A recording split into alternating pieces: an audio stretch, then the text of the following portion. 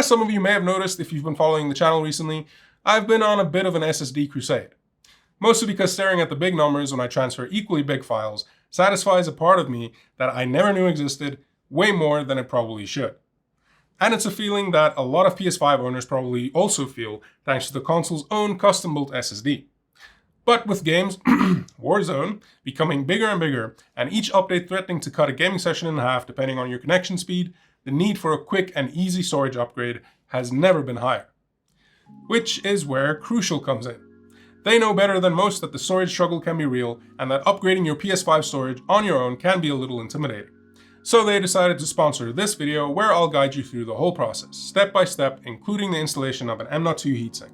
And we'll also run some tests to see if there are any differences to watch out for. Now, being a PC hardware focused channel and not having Linus levels of cash to throw at my problems, I don't actually have a PS5. But shout out to my unpaid and understandably nervous intern who not only has one, but for some reason decided to trust me with it for this video. I definitely didn't spend most of my time with it finally playing Bloodborne. I promise. Okay, so back when Sony released the PS5 patch that enabled storage expansion using M.2 SSDs, they also detailed a few requirements for said SSDs, since they have to be both fast and small enough to fit in the console.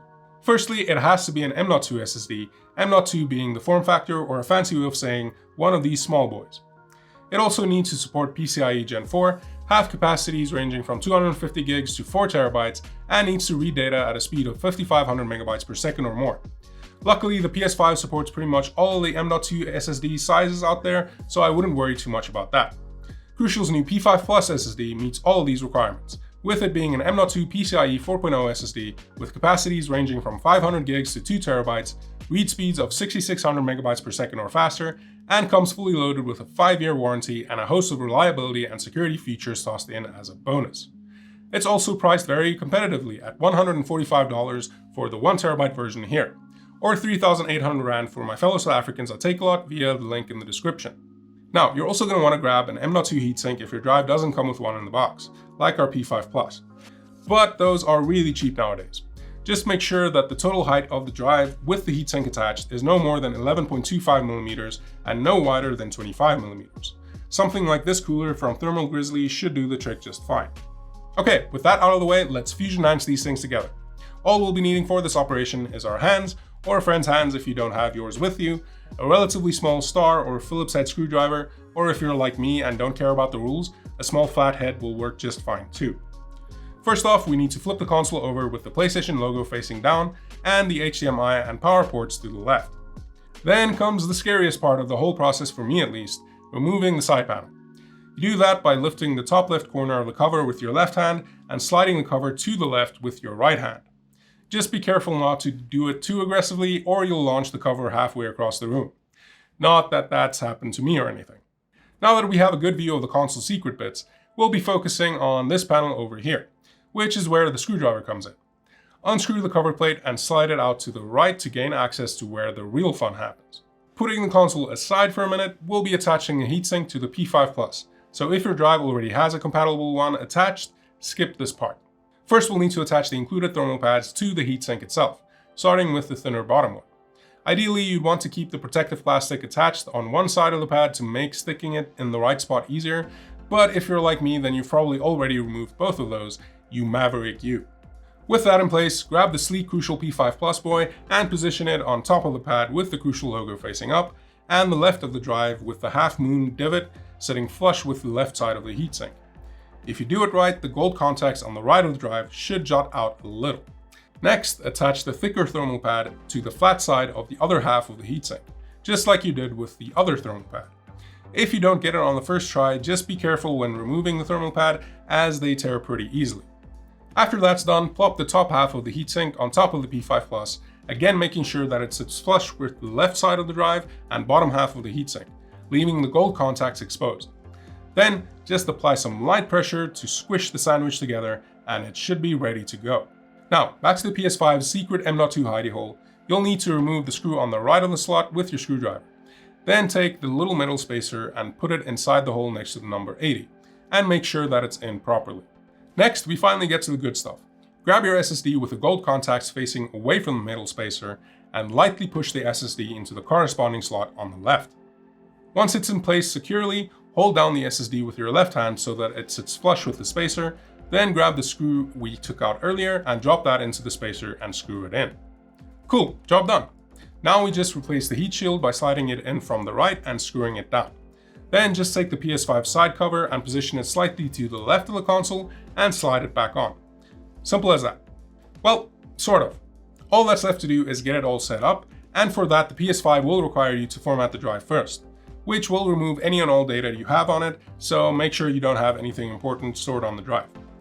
The format process is pretty quick, thankfully, but the console might just give you a warning at the end saying that the drive might not be fast enough and giving you a much lower read speed than the drive is actually capable of.